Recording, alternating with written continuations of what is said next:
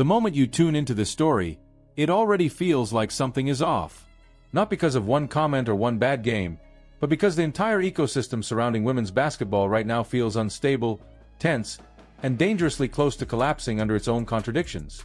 What's unfolding isn't just about Unrivaled, and it isn't just about the WNBA collective bargaining agreement either.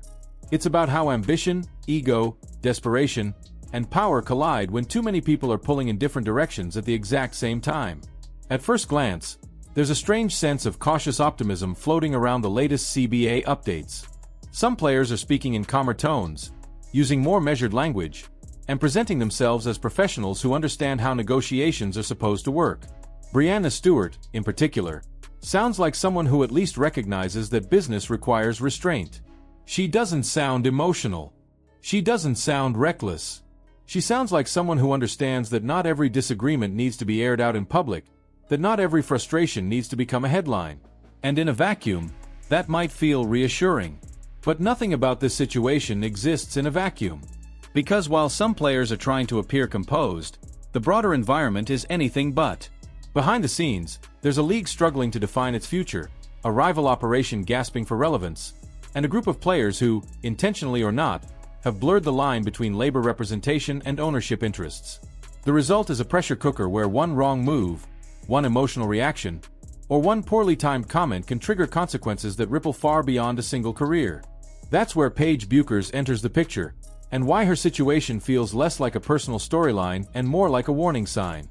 From the outside, she looks like the perfect solution to someone else's problem.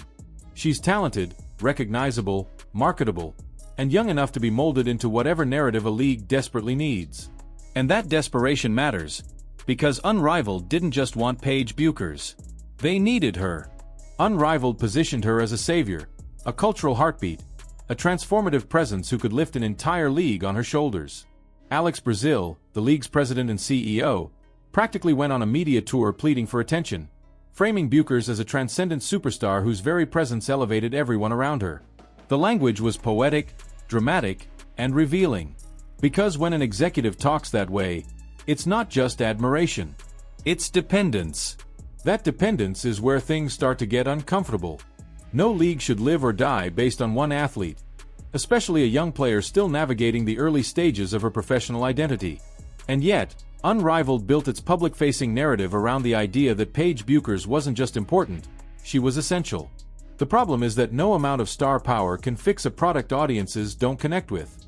A player can score 30 points, dominate the floor, and still be playing in front of empty seats.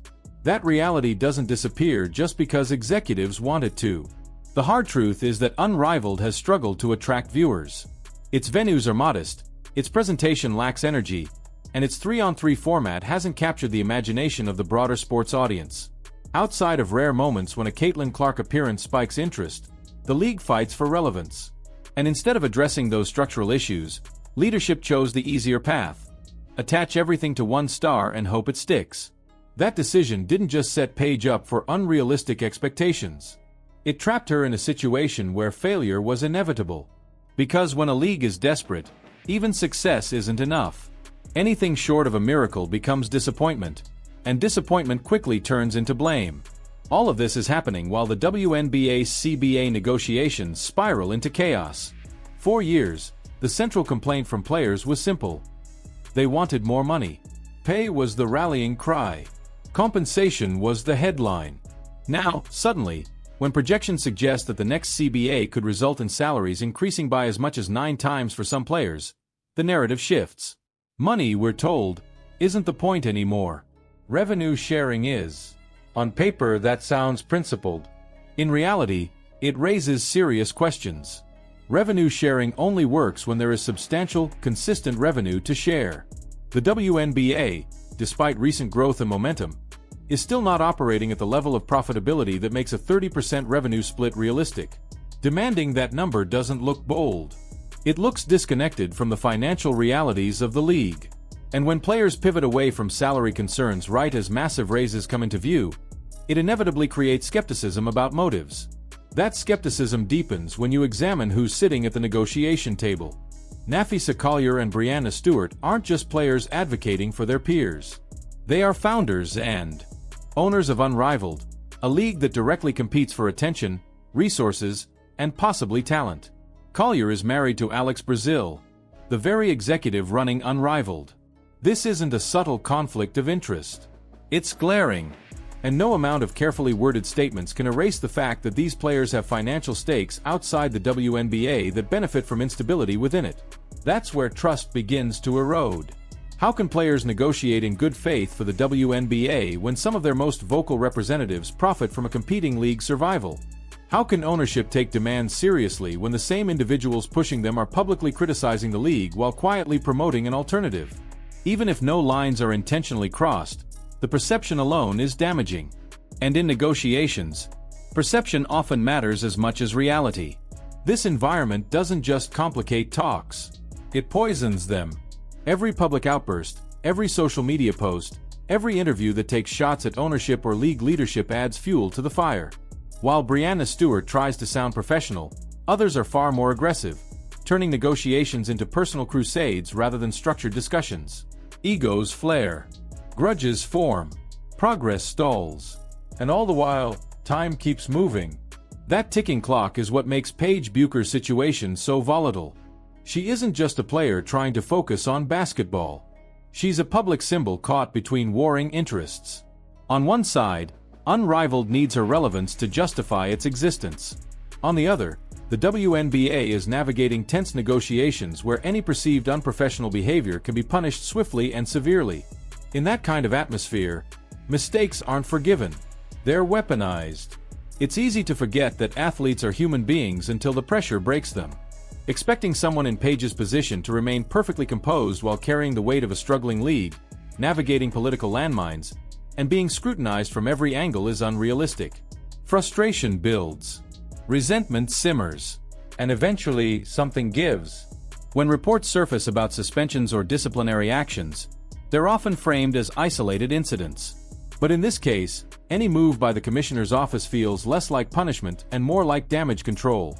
If leadership truly stepped in before a major international competition like the Olympics, it wasn't just about enforcing rules. It was about asserting authority over a system spiraling out of control. That kind of decision doesn't come lightly. It signals fear. Fear that internal conflicts are becoming public embarrassments. Fear that blurred loyalties are undermining credibility. Fear that the league's image is being damaged at a moment when it can least afford it. The most tragic part is that none of this had to unfold this way. The WNBA recently experienced a surge of interest, visibility, and goodwill. New fans were tuning in. Storylines were emerging. The foundation for sustainable growth was there. Instead of protecting that momentum, internal warfare took center stage. Fans don't invest emotionally in chaos. They drift away quietly, and once they do, winning them back is far harder than keeping them in the first place. Unrivaled's own behavior reinforces how fragile its position really is. When Alex Brazil publicly floats the idea of partnering with the WNBA, it doesn't sound like strategic collaboration. It sounds like desperation. A league confident in its future doesn't beg its competitor for legitimacy. That plea alone reveals how dependent Unrivaled has become on forces it can't control. And that dependence circles back to Paige Buecker, who finds herself expected to rescue a failing product while protecting her standing in a league embroiled in political chaos. It's an ethically messy, emotionally exhausting position that almost guarantees fallout. No athlete should be placed in that kind of bind, and yet here she is. As the CBA deadline approaches, with free agency and expansion drafts looming, the instability only grows. Every unresolved issue compounds the next. Every delay increases the risk of public confrontation. In an environment this tense, professionalism becomes a moving target. One misstep can lead to suspensions, backlash, and long-term damage. This isn't just about one player's career anymore. It's about the credibility of women's basketball as a whole. It's about whether power struggles and conflicting interests will derail an entire generation of progress. And it's about whether leadership, on all sides, is willing to confront uncomfortable truths instead of hiding behind rhetoric. In the end, the real question isn't why Paige Buecker might crack under this pressure. The real question is how the sport allowed itself to create a situation this volatile in the first place. Because when ambition outweighs structure and ego replaces strategy, explosions aren't surprising. They're inevitable.